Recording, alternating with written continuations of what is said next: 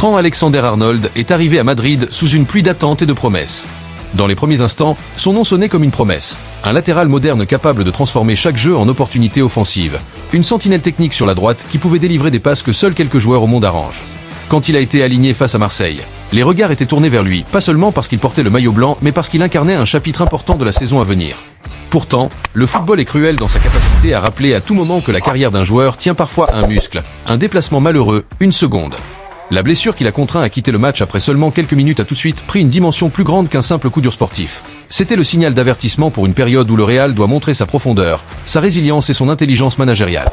Pour comprendre ce que cela signifie, il faut remonter à la genèse du transfert, au profil attendu de Trent et à l'écosystème madrilène qui l'entoure.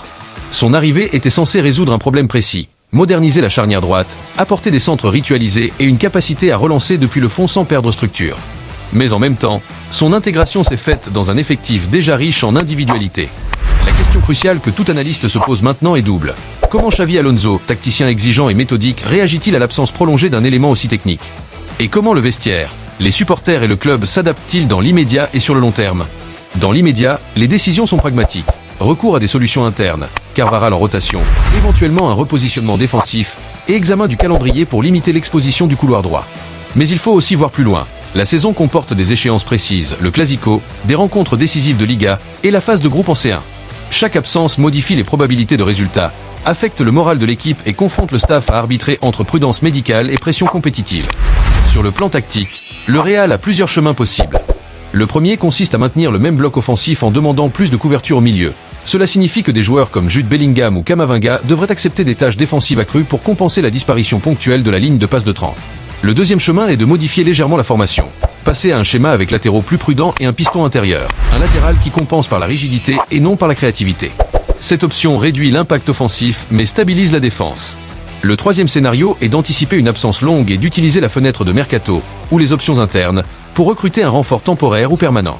La direction sportive ne choisira pas seulement en fonction de la nécessité immédiate. Elle pèse aussi l'équilibre financier, la vision à long terme et l'image du club.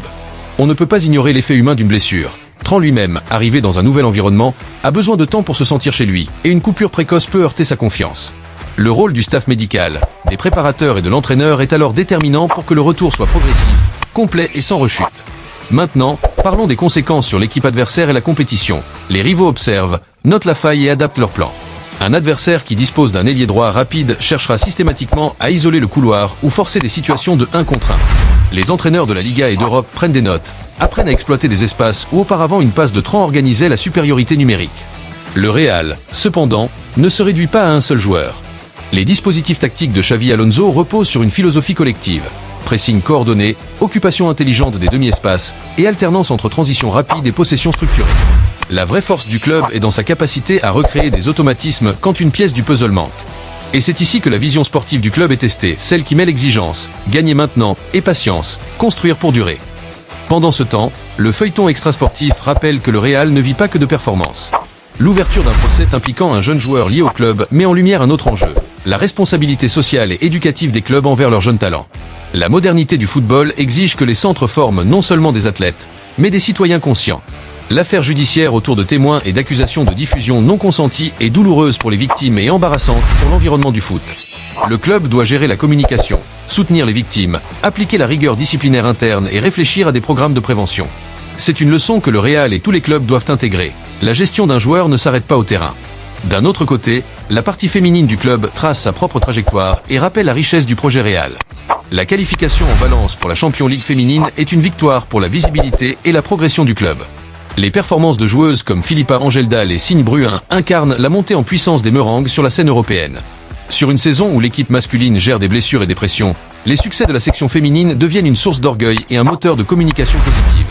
Revenir à Trent permet d'observer un schéma fréquent dans le football moderne. Un événement focal, une blessure, une affaire extrasportive, un beau succès féminin, créent des vagues qui se propagent dans la stratégie, la communication et la gestion humaine du club. Dans les semaines qui viennent, on observera plusieurs axes d'effort. La récupération médicale, planning, réadaptation, séances individualisées, la gestion du groupe, équilibre des minutes, implication des remplaçants, la stratégie de mercato, si nécessaire, et la communication avec les supporters, transparence sans dramatisation. Sportivement, le club a prouvé par le passé qu'il sait encaisser des coups et rebondir. Économiquement et politiquement, il doit maintenir la confiance des sponsors et partenaires. Pour les supporters, vivre ces périodes est une montagne russe, colère, inquiétude, solidarité, mais aussi l'occasion de voir quel noyau d'équipe peut émerger quand la vedette est absente. C'est souvent dans ces interstices que des talents émergent, que des jeunes capitalisent sur leur chance et que des systèmes impriment leur marque. Enfin, un mot sur l'impact médiatique global. Les réseaux s'emballent, les débats s'animent, et la couverture peut devenir toxique si elle oublie la dimension humaine. Les médias doivent faire attention à ne pas transformer une blessure en chasse aux sorcières, ni instrumentaliser un procès au détriment des victimes. Pour l'instant, le Real doit conjuguer empathie, professionnalisme et anticipation. Les prochains matchs serviront de test, pas seulement de résultats, mais de mesure de la résilience d'un club qui a toujours été jugé sur sa capacité à se réinventer. Si le Real gère bien ce passage, il pourra sortir plus fort. Un effectif resserré, une politique interne renforcée et une preuve supplémentaire que les institutions du club savent protéger leurs projets sportifs et humains. Et pour Tran lui-même, le récit n'est pas fini. La rééducation, la patience et la volonté peuvent transformer un coup d'arrêt en tremplin. Les meilleurs retours sont ceux qui reconstruisent à la fois le corps et la tête. Le Real, ses entraîneurs, les soignants et ses partenaires doivent offrir les conditions idéales pour que ce chapitre se termine en victoire partagée.